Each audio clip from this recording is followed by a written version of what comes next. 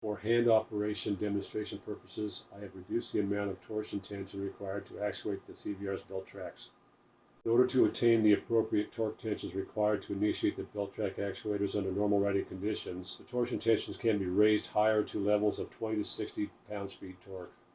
In this demonstration video, you will notice that when max torque is applied to the cranks, the CVR's belt tracks retract inwards towards the innermost portion of the CVR cassette. Therefore, the drive belt tensioner picks up the drive belt slack and traverses downwards. As lesser amounts of torque is placed upon the cranks, the CVR cassette now accepts the drive belt slack. As the drive belt tracks extend upwards, the drive belt tensioner traverses upwards. Behind this cover is a continuous variable ratio cassette disc. It has not been patented, so I cannot show you the prototype's design right now. The initial concept of this design was derived in order to provide an alternate means for riders to enhance their bicycle's performance. The incorporation of this CVR cassette disc to any bicycle's Gruppo greatly enhances the bicycle's performance. This newly enhanced platform is achieved simply by adding additional low and high-end ratios and all the mid-range ratios as well. The CVR cassette disc is 100% mechanical. It is self-actuating, self-adjusting, and self-operational. Contained within the CVR cassette disc is an adjustable pulley system which retracts and extends outward according to the amount of torque that's being applied to the crank. The more torque the rider applies, the lower the ratios. The less amount of torque, the higher the ratios. I set this up so that the high-end diameter is 8 7/8 inch. The low-end diameter is 6 inches. This setup to the rear pulley over there creates a 3.25 ratio to 1. So the crank turns one time, the rear wheel turns 3.25 turns. And on the first gear, the low-end ratio is a 0.85 to 1. Initially, this will be available in belt drive only. Eventually, chain drives will be available. During the initial launch, these devices will not contain the ability to have e-shifters adapted to them, although in the future, if the demand becomes high enough, we will make these e-shifter adaptable. So now let's take a look at how simple it is to convert a single-speed bicycle to a multi-variant ratio platform.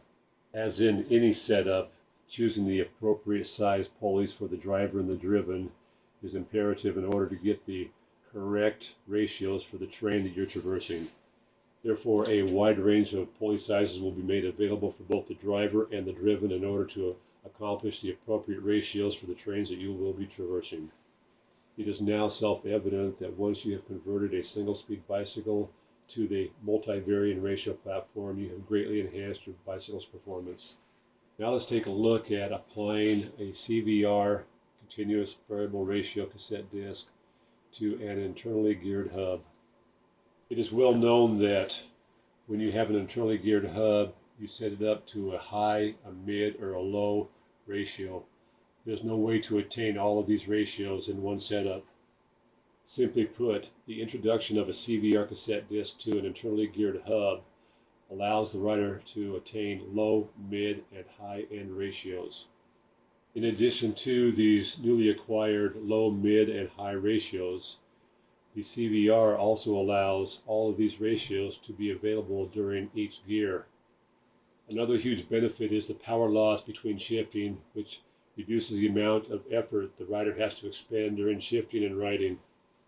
It is plain to see that whether you're building a new bicycle, converting a single-speed bicycle, or an internally geared hub bicycle to the CVR platform, it greatly enhances the performance of the bicycle, reduces the power loss, and provides a more pleasurable riding experience.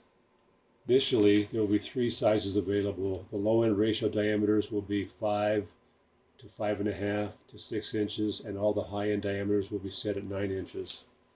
It's important to note that the tensioner and the idlers, both front and rear idlers, will not be in this configuration. I built this real quick just to make this work. There will be a bracket built that will attach to the rear axle that will contain both the upper and lower rear idler pulleys. There will also be another bracket that will be attached to the outer perimeter of the crank hub. That bracket will have the upper and lower idlers for the cassette and the tensioner attached to it as well, so all this in the middle will be gone. It's also important to note that bicycles that have already been set up for the Gates carbon drive system that has split chain sets, where you can remove the rear chain set or a split in order to go ahead and attach a single one-piece belt. None of the idlers will be necessary. All you'll need is a snubber for the rear, especially if you're applying it to a mountain bicycle, and your tensioner just like normal. So none of this stuff will be. It'll be a nice, clean, even setup. Also, if you are trying to apply this system to a bicycle that does not have a split or removable chain set, you can use a split belt which is adjustable, or if you want to go ahead and order the bracket with the rear idlers and the bracket with the front idlers and the tensioner, those will be available also.